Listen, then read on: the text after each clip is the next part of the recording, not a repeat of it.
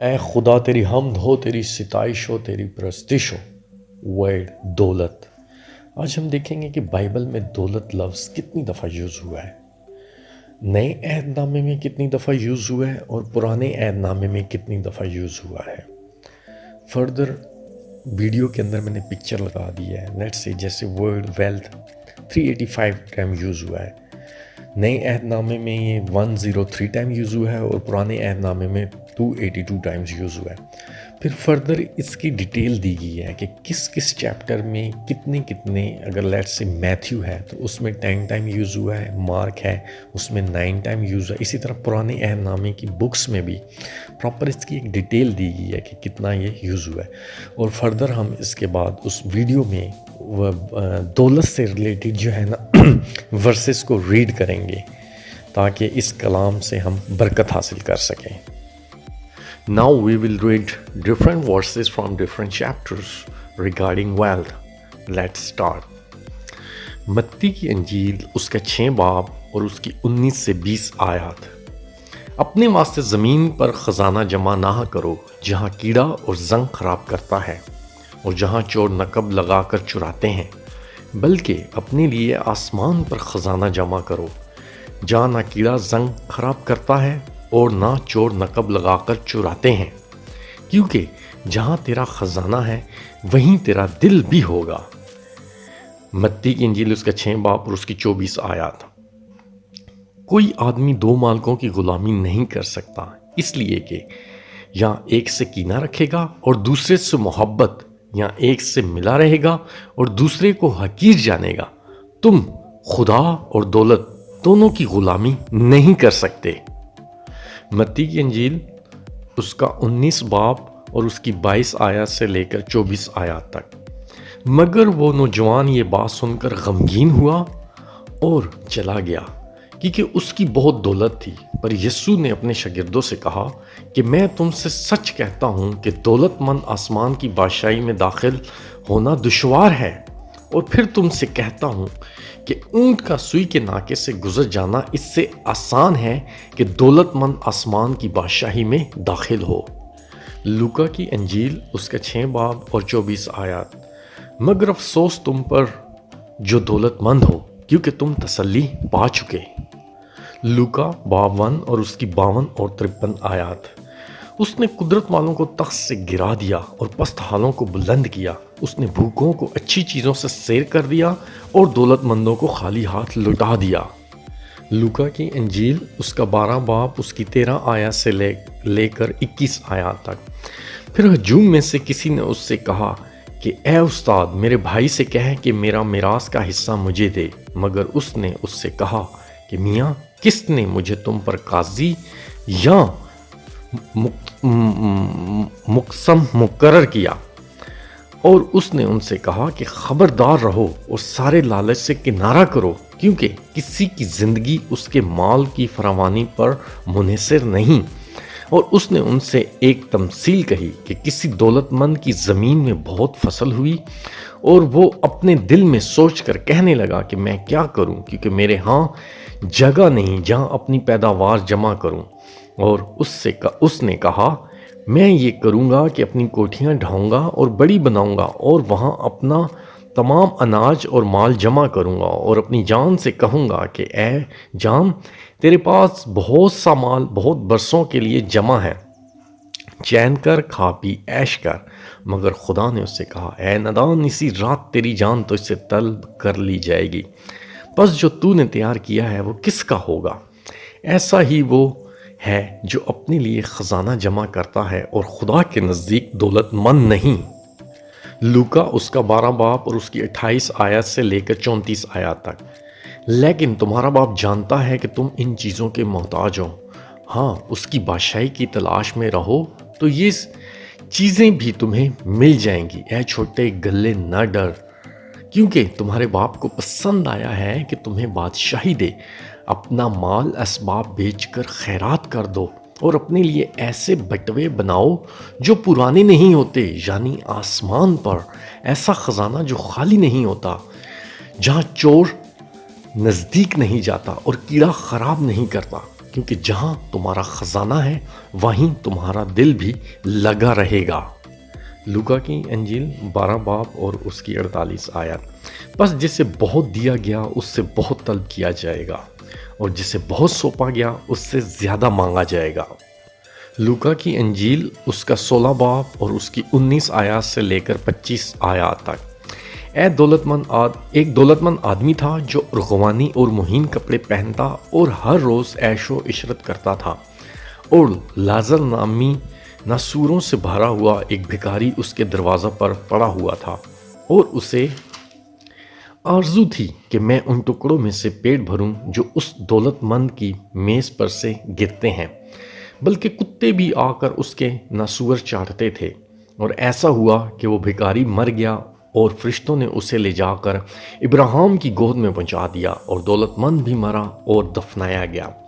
اور جب اس نے عالم اسفل کے عذاب میں مبتلا ہو کر اپنی آنکھیں اٹھائی تو دور سے ابراہیم کو دیکھا اور لازر کو اس کی گود میں، اور اس نے پکار کر کہا کہ اے باپ ابراہیم، مجھ پر رحم کر اور لازر کو بھیج تاکہ وہ اپنی انگلی کا سرا پانی سے بھگو کر میری زبان ٹھنڈی کرے، کیونکہ میں اس آگ میں تڑپتا ہوں۔ اور ابراہیم نے کہا، بیٹا یاد کر کہ تو اپنی زندگی میں اچھی چیزیں حاصل کر چکا، اسی طرح لازر بری چیزیں۔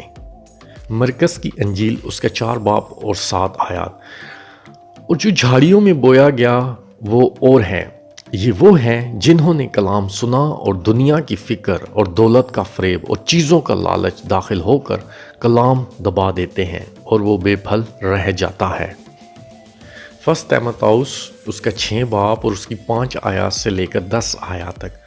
لیکن جو دولت مند ہونا چاہتے ہیں وہ ایسی آزمائش اور پھندے اور بہت سی بیہودہ اور نقصان پہنچانے والی خواہشوں میں پھنستے ہیں، اور جو آدمیوں کو تباہی اور ہلاکت کے دریا میں غرق کر دیتی ہیں، کیونکہ زر کی دوستی ہر قسم کی برائی کی ایک جڑ ہے، جس کی آرزو میں بعض نے ایمان سے گمراہ ہو کر اپنے دلوں کو طرح طرح کے غموں سے چھلنی کر لیا۔ مگر اے مرد، خود تو ان باتوں سے بھاگ اور راست بازی، دینداری، ایمان، محبت، صبر اور حلم کا طالب ہو۔ ایمان کی اچھی کشتی لڑ اور اس ہمیشہ کی زندگی پر قبضہ کر لے جس کے لیے تو بلایا گیا تھا اور بہت سے گواہوں کے سامنے اچھا اقرار کیا تھا۔ 2 کرنتھیوں اس کا 8 باب اور اس کی 9 آیات سے 11 آیات۔ کیونکہ ہم تمہارے خداوند یسوع مسیح کے فضل کو جانتے ہو کہ وہ اگرچہ دولت مند تھا مگر تمہاری خاطر غریب بن گیا، تاکہ تم اس کی غریبی کے سبب سے دولت مند ہو جاؤ۔ اور میں اس امر میں اپنی رائے دیتا ہوں کیونکہ تمہارے لیے مفید ہے، اس لیے کہ تم پچھلے سال سے نہ صرف اس کام میں بلکہ اس کے ارادہ میں اول تھے۔ فرسٹ تیموتھیوس اس کا 6 باب اور اس کی 17 سے 21 آیات تک۔ اس موجودہ جہان کے دولت مندوں کو حکم دے کہ مغرور نہ ہوں اور ناپائیدار دولت پر نہیں بلکہ خدا پر امید رکھیں، جو ہمیں لطف اٹھانے کے لیے سب چیزیں افراط سے دیتا ہے۔ اور نیکی کریں اور اچھے کاموں میں دولت مند بنیں، اور سخاوت پر تیار اور امداد پر مستعد ہوں، اور آئندہ کے واسطے ایک اچھی بنیاد قائم رکھیں تاکہ حقیقی زندگی پر قبضہ کر لیں۔ یعقوب اور اس کا 1 باب اور اس کی 9 آیات سے 11 آیات تک۔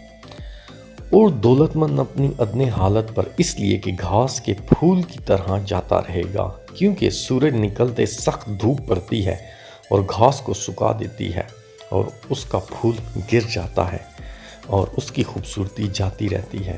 اسی طرح دولت مند بھی اپنی راہ پہ چلتے چلتے خاک میں مل جائے گا۔ یعقوب کی کتاب اس کا 2 باب اور اس کی 1 آیات سے لے کر 10 آیات تک۔ اے میرے بھائیو، ہمارے خداوند ذوالجلال یسوع مسیح کا ایمان تم میں طرفداری کے ساتھ نہ ہو، کیونکہ اگر ایک شخص تو سونے کی انگوٹھی اور عمدہ پوشاک پہنے ہوئے تمہاری جماعت میں آئے، اور ایک غریب آدمی میلے کچلے کپڑے پہنے ہوئے آئے، اور تم اس عمدہ پوشاک والے کا لحاظ کر کے کہو کہ تو یہاں اچھی جگہ بیٹھ، اور اس غریب سے کہو کہ تو وہاں کھڑا رہ، یا میرے پاؤں کی چوکی کے پاس بیٹھ، تو کیا تم نے آپس میں طرفداری نہ کی اور بدنیت منصف نہ بنے؟ اے میرے پیارے بھائیو سنو، کیا خدا نے اس جہان کے غریبوں کو ایمان میں دولت مند اور اس کی بادشاہی کے لیے وارث ہونے کے لیے برگزیدہ نہیں کیا، جس کا اس نے اپنے محبت کرنے والوں کے ساتھ وعدہ کیا ہے؟ لیکن تم نے غریب آدمی کی بے عزتی کی۔